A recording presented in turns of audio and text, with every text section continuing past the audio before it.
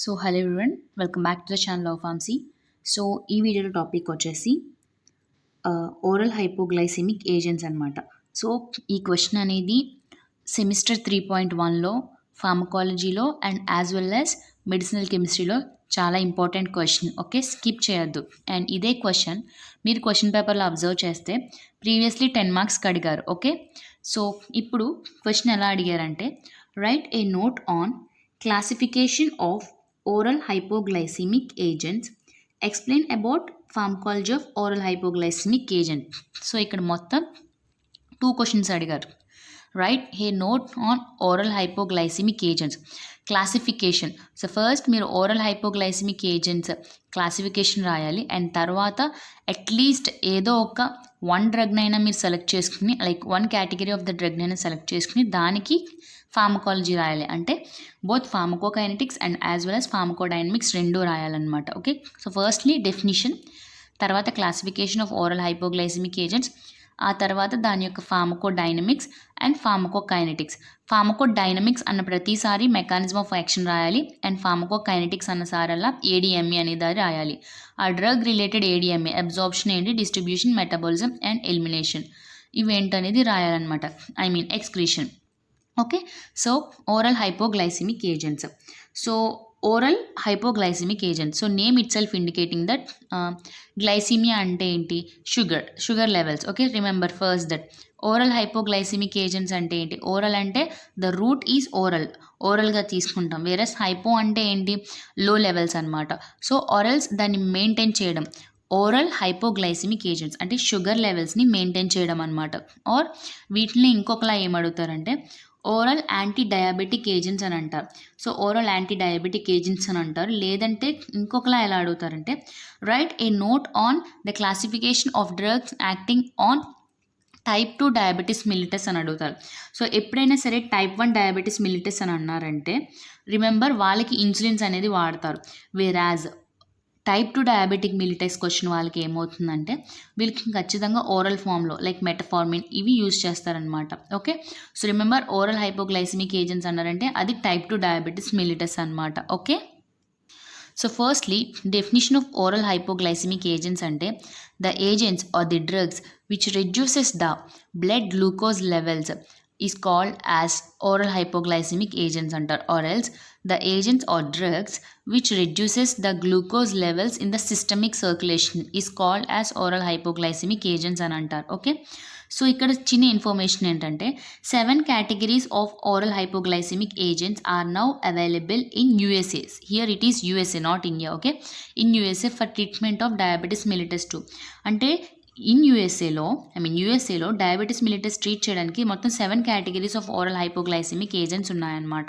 Okay, so first ఆ 7 ఏంటంటే insulin secretagogues and those are sulfonylureas, meglitinides and diphenyl alanine derivatives. Okay, and second one is biguanides and third one is thiazolidinediones and alpha glucosidase inhibitors, incretin based therapies and amylin analogs, bile acid binding sequestrants.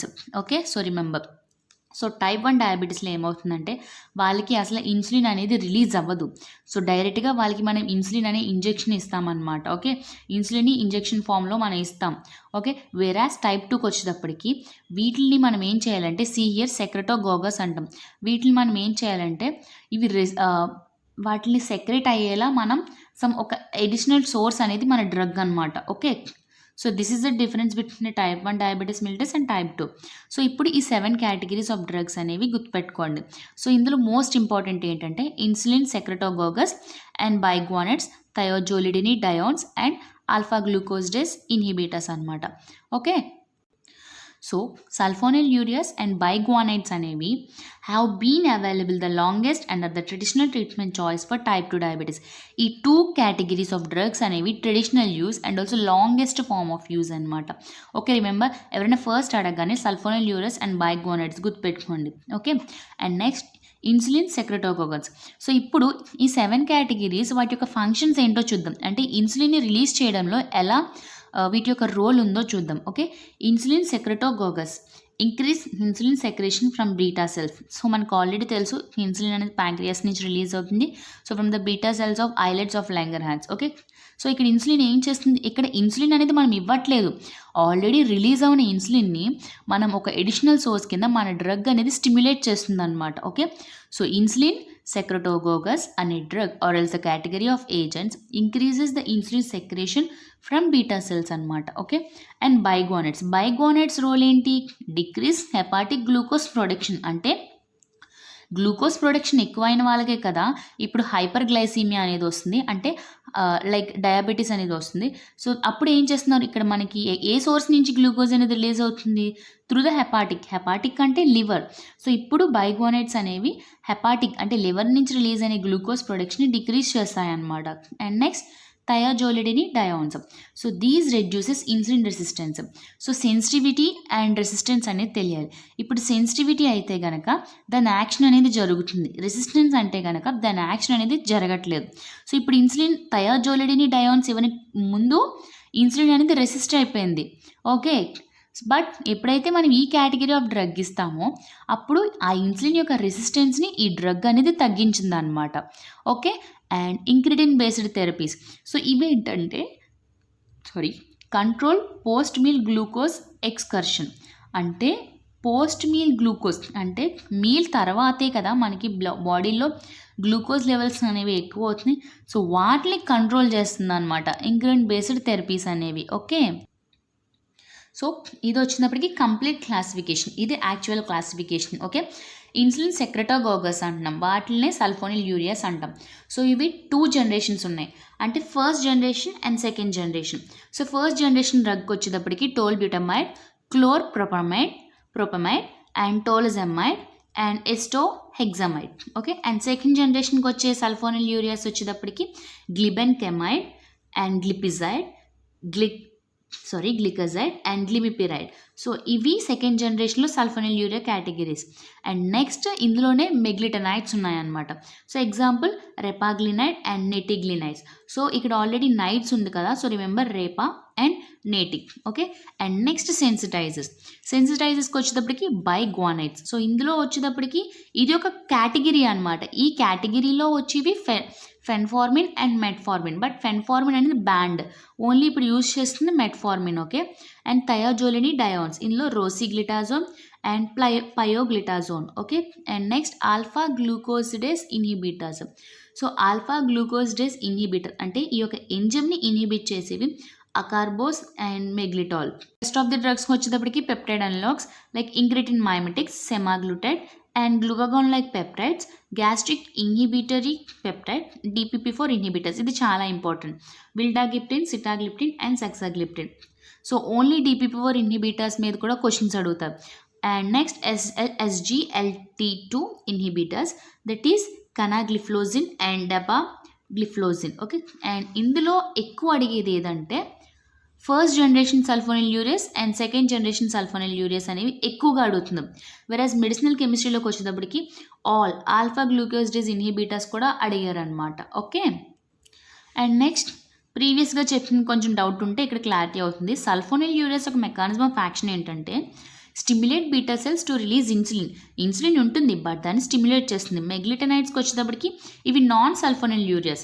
Okay, but insulinotropic agents అనమాట. అండ్ ఇవి insulin release చేసే agents అనమాట.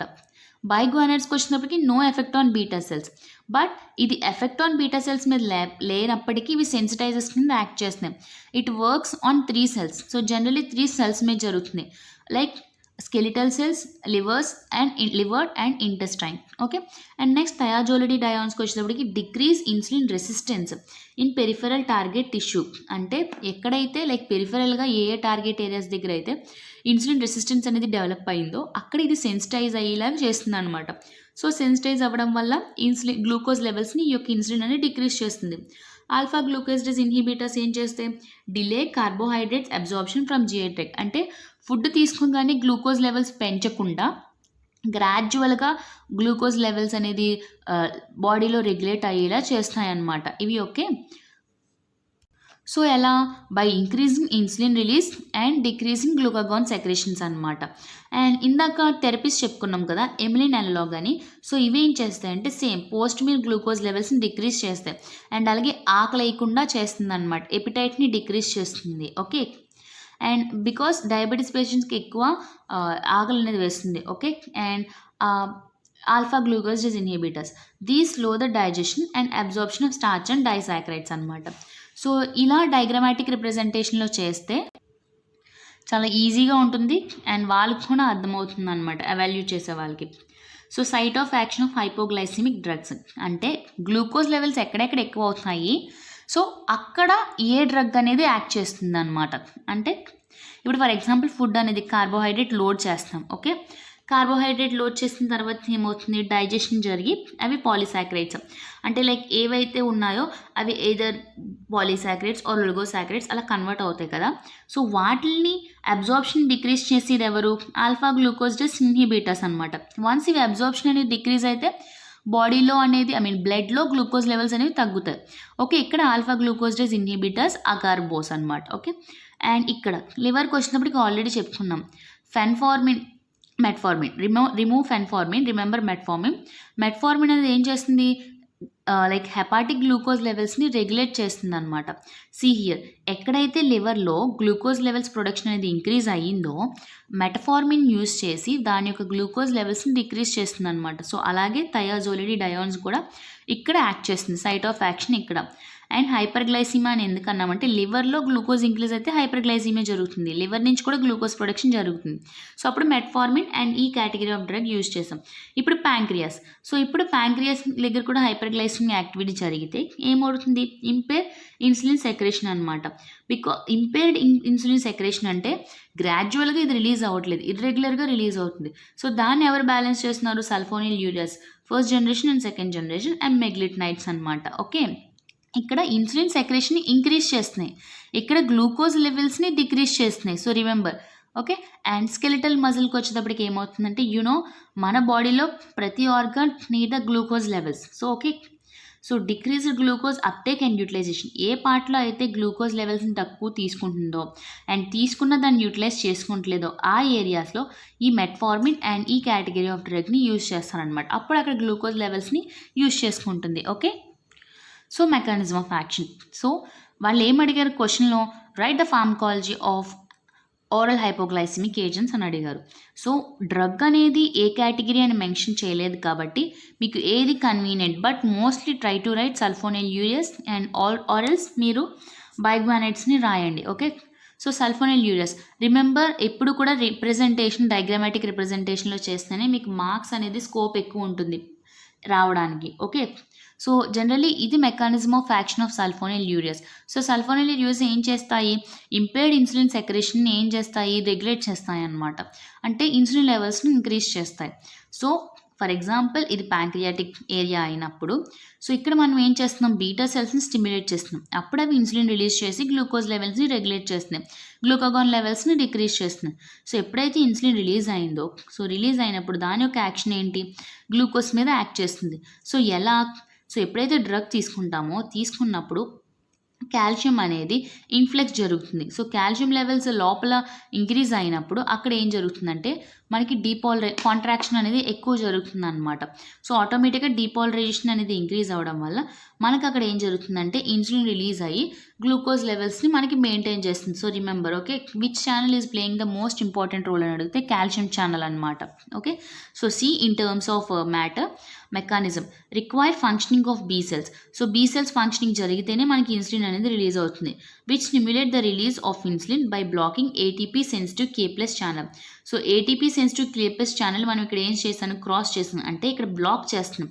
So ఇక్కడ ఇది black చేయడం వల్ల calcium inflection అనేది ఎక్కువ అవుతుంది. సో అక్కడ మనకి ఏం జరుగుతుంది, ఒక ప్రెషర్ అనేది డెవలప్ అవుతుంది. సో దానివల్ల బీటా సెల్స్ అనేవి స్టిమ్యులేట్ అయ్యి ఇన్సులిన్ రిలీజ్ చేస్తుంది. Okay, resulting in depolarisation. So అక్కడ డీపోలరేషన్ జరుగుతుంది with calcium influx which promotes excess insulin secretion. Okay, so remember this. అంటే ఇక్కడ ఏటీపీ సెన్సిటివ్ K+ ఛానల్ని మనం బ్లాక్ చేస్తున్నాం, బ్లాక్ చేయడం వల్ల కాల్షియం ఇన్ఫ్లెక్స్ అనేది జరిగి అక్కడ మనకి ప్రెషర్ అనేది బిల్డప్ అవుతుంది బికాస్ కాల్షియం లెవెల్స్ అనేది కాంట్రాక్షన్ అనేది ఎక్కువ జరుగుతుంది. ఆర్ఎస్ మనకి అక్కడ ఎక్కువ ప్రెషర్ అనేది బిల్డప్ అవడం వల్ల మనకి బీటా సెల్స్ నుంచి ఇన్సులిన్ అనేది రిలీజ్ అవుతుంది. సో దీస్ రెడ్యూస్ అంటే ఏంటి, రిలీజ్ అయిన ఇన్సులిన్ ఏం చేస్తుంది, reduce glucagon secretion. Glucagon secretion decrease చేస్తుంది and increase the binding of insulin to target sites. So ఏది రిలీజ్ అయినా సరే, మనం ఏ డ్రగ్ తీసుకున్నా సరే, లైగ్యాండ్ అనేది వెళ్ళి రిసెప్టార్కి బైండ్ అవ్వాలి. సో అలాగే మనం తీసుకునే ఇన్సులిన్ అనేది టార్గెట్ టిష్యూకి బైండ్ అవుతుంది అనమాట. ఓకే, సో ఇది ఫార్మకోడైనమిక్స్. సో వేరాస్ ఫార్మకోకైనెటిక్స్కి వచ్చేటప్పటికి సో ఆ డ్రగ్ యొక్క ఏడిఎంఈ ఏంటి, సో దీన్ని ఓరల్గా తీసుకుంటాం because these are oral hypoglycemic agents. Moderate protein binding అనేది డ్రగ్ ఎక్కువ జరిగితే సో ఏమవుతుందంటే అది ఏదైతే ప్రోటీన్కి బైండ్ అవుతుందో బైండ్ అనేది ఇన్నర్ట్గా ఉంటుంది, అంటే which doesn't show any pharmacological actions అనమాట. Okay, so metabolise in liver అనమాట. అండ్ ఇంకొక పాయింట్ ఏంటంటే సో ఇక్కడ 70 to 90% డ్రగ్ అనేది ప్రోటీన్ బైండ్ అవుతుంది. అంటే సో ఇక్కడ ఏమవుతుంది, రెస్ట్ ఆఫ్ ద 30% డ్రగ్ మాత్రమే బాడీలో యాక్షన్ చూపిస్తుంది. అంటే లాంగెస్ట్ యాక్టింగ్ డ్రగ్ అనమాట. వీటిని స్టార్టింగ్ చెప్పుకున్నాం, these are the traditional and longest forms of drugs అని. ఓకే, అండ్ మెటబాలైజ్డ్ ఇన్ లివర్లో మెటబాలిజం జరుగుతుంది. Volume of distribution is low because ఇది బ్లడ్లో చాలా తక్కువ ఉంటుంది. And few of excreted unchanged in the urine and some amount of the drug, only some amount మాత్రమే. అసలు ఎటువంటి లైక్ ఏదైనా సరే డ్రగ్ అనేది యాక్టివ్ మెటబాలైట్స్ కింద ఇన్యాక్టివ్ మెటబాలైట్స్ కింద కన్వర్ట్ అవుతుంది. సో అలాగా ఇన్యాక్టివ్ ఫామ్లో ఉండి ఏమవుతుందంటే అంటే డ్రగ్ ఎలా తీసుకున్నామో అది అలాగే ఎక్స్క్రీట్ అవుతుంది అనమాట. ఓకే, అండ్ అడ్వర్స్ ఎఫెక్ట్స్ అనమాట. అడ్వర్స్ ఎఫెక్ట్స్కి వచ్చేటప్పటికి ఏంటి, హైపోగ్లైసీమియా అంటే లాంగర్ టీ హాఫ్ ఉండడం వల్ల ఈ drugs because of some interactions or some other reasons వల్ల సో హైపోగ్లైసమిక్ అంటే తగ్గాల్సిన గ్లూకోజ్ లెవెల్స్ కన్నా కూడా ఎక్సెసివ్గా తగ్గిపోతుంది అనమాట. ఓకే, వెయిట్ గెయిన్, సో వీళ్ళలో ఏమవుతుందంటే వెయిట్ గెయిన్ ఎక్కువ ఉంటుంది. And skin rashes, arrhythmia and Steven Johnson syndrome. And ఇక్కడ వరకు అడ్వర్స్ ఎఫెక్ట్స్. ఇప్పుడు వీటితో పాటు కాంట్రా ఇండికేషన్స్ అనేవి డెఫినెట్లీ చాలా ఇంపార్టెంట్. సో ఎవరిలో తీసుకోకూడదు అంటే టైప్ 1 డయాబెటీస్ మిలిటస్ ఎవరికైతే ఉంటుందో వాళ్ళలో తీసుకోకూడదు. బికాస్ ఇవి ఏం చేస్తాయి, ఇన్సులిన్ సెక్రెట్ చేస్తాయి, ఉన్న ఇన్సులిన్ని రెసిస్టెన్స్ అయిపోయేదాన్ని సెన్సిటైజ్ చేసి రిలీజ్ చేస్తాయి. బట్ అసలు టైప్ 1 డయాబెటీస్లో ఇన్సులినే రిలీజ్ అవునప్పుడు ఇవి తీసుకుంటే మాత్రం యూజ్ ఏంటి, సో ఇవి అదర్ అడ్వర్స్ ఎఫెక్ట్ క్రియేట్ చేస్తున్నాయి. ఓకే, అండ్ లివర్ డిసీజ్లో కూడా తీసుకోకూడదు అనమాట. ఓకే, బికాస్ ఇప్పుడు ఫర్ ఎగ్జాంపుల్ మెట్ఫార్మిన్ అనేది హెపాటిక్ గ్లూకోజ్ లెవెల్స్ని రెగ్యులేట్ చేస్తుంది. ఇప్పుడు ఆ పర్సన్కి లివర్ డిసీజ్ ఉంటే, ఫర్ ఎగ్జాంపుల్ ఇన్ఫ్లమేషన్ ఉంటే, ఈ డ్రగ్ ఏం చేస్తుంది, ఆ యొక్క టార్గెట్ సైట్ దగ్గరికి వెళ్ళి ఇంకా ఎక్సెసివ్గా అడ్వర్స్ ఎఫెక్ట్ అనేది క్రియేట్ చేస్తుంది. Okay, and next drug interactions. ఈ డ్రగ్ దేంతో ఇంటరాక్ట్ అవుతుంది, సో డ్రగ్ ఇంటరాక్షన్ అంటే ఏంటి, మనం తీసుకున్న డ్రగ్ కానీ ఇంటరాక్ట్ అవుతుంది ఆర్ ఆల్రెడీ ప్రీవియస్గా ఏదైనా ఒక డిసీజ్లో ఉన్న వాళ్ళకి ఇచ్చిన డ్రగ్ ఇప్పుడు తీసుకున్న డ్రగ్తో ఎలా ఇంటరాక్ట్ అవుతుంది. ఫర్ ఎగ్జాంపుల్ మీకు ఆల్రెడీ తెలియాలి, enzyme inhibitors and enzyme enhancers. So enzyme inhibitors అంటే ఏంటి, ఏ డ్రగ్ అయినా సరే అది ఎక్స్క్రీట్ అవ్వాలంటే ముందు ఏమవ్వాలి, అది ఎంజమాటిక్ రియాక్షన్కి వెళ్ళాలి. అంటే తీసుకున్న డ్రగ్కి ఎంజమాటిక్ రియాక్షన్ జరిగితే అది మెటబాలైజ్ అవుతుంది, రైట్. సో ఇప్పుడు ఆ యొక్క ఎంజైమ్ని ఇన్హిబిట్ చేస్తాయన్నమాట. ఏ డ్రగ్స్, సిమిటిడిన్, క్లోరాంఫెనికాల్. సో ఇవి ఎంజైమ్ ఇన్హిబిటర్స్. సో ఇప్పుడు ఒక పర్సన్ ఏం చేశారంటే ఆ పర్సన్కి షుగర్ ఉంది. సో షుగర్ ఉన్నప్పుడు అంటే హైపర్గ్లైసీమియా ఉంది. సో ఆ పర్సన్ ఇప్పుడు మెట్ఫార్మిన్ తీసుకున్నారు. సో మెట్ఫార్మిన్ అనేది ఏమవుతుంది, సమ్ ఎంజైమ్స్ వల్ల అది ఎక్స్క్రీట్ అవుతుంది, మెటబాలిజం జరిగి ఫైనల్గా ఎక్స్క్రీట్ అవుతుంది. ఓకే, సో ఇప్పుడు అదే పర్సన్ ప్రీవియస్లీ తన యొక్క హిస్టరీలో లైక్ తన యొక్క ప్రెజెంట్ మెడికేషన్ హిస్టరీలో సిమిటిడిన్ అనేది వాడుతున్నారు, లేదంటే క్లోరాంఫెనికాల్ అనేది వాడుతున్నారు. సో ఈ సిమిటిడిన్ కానీ క్లోరాంఫెనికాల్ కానీ ఏం చేస్తాయంటే ఏదైతే మెట్ఫార్మిన్ మెటబాలిజం అవ్వాలో దానికి నెససరీ అయిన ఎంజైమ్ని ఇవి ఇన్హిబిట్ చేస్తాయి. ఓకే, సో ఎంజైమ్ని ఇన్హిబిట్ చేస్తున్నప్పుడు మెట్ఫార్మిన్ అనే డ్రగ్ బాడీలో అంటే బ్లడ్లో ఎక్కువసేపు ఉండిపోతుంది. సో ఎక్కువసేపు ఉండిపోవడం వల్ల అది ఎక్స్క్రీట్ అవ్వకుండా చేయాల్సిన యాక్షన్ ఆల్రెడీ చేస్తుంది, ఫార్మకోలాజికల్ యాక్షన్. దాంతోపాటు ఎక్కువసేపు బాడీలో ఉండిపోవడం వల్ల అండ్ మెటబాలిజం అవ్వకపోవడం రీజన్ వల్ల డ్యూరేషన్ ఆఫ్ యాక్షన్ ఎక్కువ ఉండిపోయి చూపించాల్సిన యాక్షన్ కన్నా థెరాప్టిక్ ఎఫెక్ట్ అనేది ఎక్కువగా చూపిస్తుంది అనమాట. సో దీనివల్ల ఏమవుతుందంటే ఎక్సెసివ్గా హైపోగ్లైసిమిక్ యాక్టివిటీ అనేది చూపిస్తుంది అనమాట. ఓకే, సో ఎంజమాటిక్ ఇన్హిబిటర్స్ అంటే ఎంజైమ్స్ని ఇన్హిబిట్ చేస్తుంది అనమాట. ఇక్కడ ఎంజైమ్ ఎందుకు కావాలి, మెటఫార్మిన్ దానంతట తాను యాక్షన్ చూపించడం అయిన తర్వాత పర్టికులర్ నెసెసరీ ఎంజైమ్ వచ్చి దాన్ని మెటబలైజ్ చేసి ఎక్స్క్రీట్ అయ్యేలా చేస్తుందన్నమాట. సో దాన్నే ఇన్హిబిట్ చేస్తే మెట్ఫార్మిన్ అనేది బాడీలో ఎక్కువసేపు ఉండిపోతుంది. సో మెట్ఫార్మిన్ ఫంక్షన్ ఏంటి? అది బ్లడ్లో ఎక్కువసేపు ఉండిపోయినప్పుడు గ్లూకోజ్ లెవెల్స్ని తగ్గించాలి. సో తగ్గిస్తున్న గ్లూకోజ్ని ఇంకా తగ్గించేస్తే హైపోగ్లైసీమియా జరుగుతుందన్నమాట. Okay, so this is the information about oral hypoglycemic agents. So information అనేది టెలిగ్రామ్లో పీడిఎఫ్ ఫామ్లో అప్లోడ్ చేస్తాను. ఓకే, అండ్ వీడియో నచ్చితే లైక్ చేయండి అండ్ షేర్ చేయండి and thank you. And still ఏమైనా వీడియోస్ కావాలంటే కమెంట్ చేయండి. Okay, and this is the most important video.